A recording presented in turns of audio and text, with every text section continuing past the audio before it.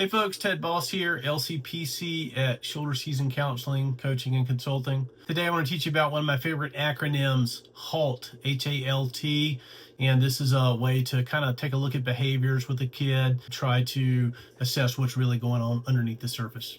Okay, so as far as I know, using the acronym HALT, H-A-L-T, comes from the addiction treatment world, and it was meant to help people build awareness of when they might have a relapse. It also works with young kids. And so the H in HALT, it stands for hungry, okay? Is your kid hungry? Do they have low blood sugar?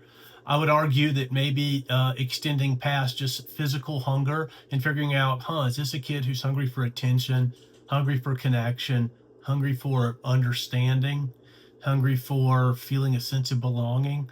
There could be some of those pieces going on there too. So H stands for hungry. Okay, A, angry, hungry, angry. Is this kid angry? And what's underneath that anger? Almost always fear, sadness, pain, guilt, grief, things along those lines. Anger is usually just on the surface, especially with boys and men. There's almost always something underneath. Fear, sadness, pain, guilt, grief, things along those lines. Things that men are oftentimes a little bit maybe less aware of and certainly less willing to acknowledge. So A stands for anger. Okay, L, H-A-L-T, lonely or loneliness. Is this person lonely? Are they feeling disconnected? Are they feeling misunderstood? Do they have someone in their life they can count on, or someone that they can really connect with?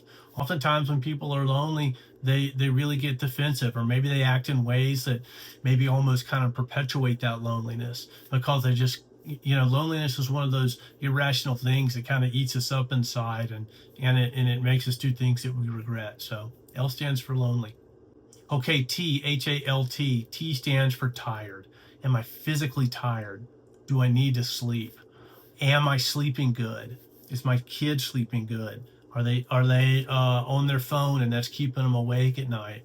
Are they perseverating or ruminating about something in the evening time and it's affecting their sleep? Are they tired because they're introverted and they've been around people all day and they need time to recharge their batteries, right?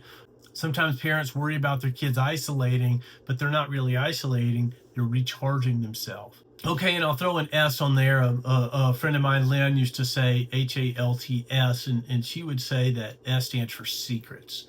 Does this person have a secret?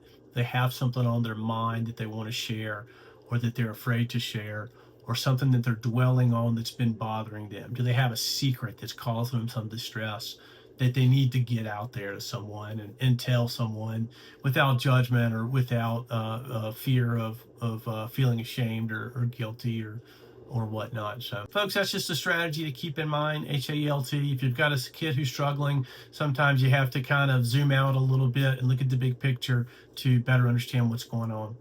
Hit like and subscribe, or you can take a look at my website, shoulderseasoncounseling.com, and don't hesitate to reach out if you have any questions. Take care.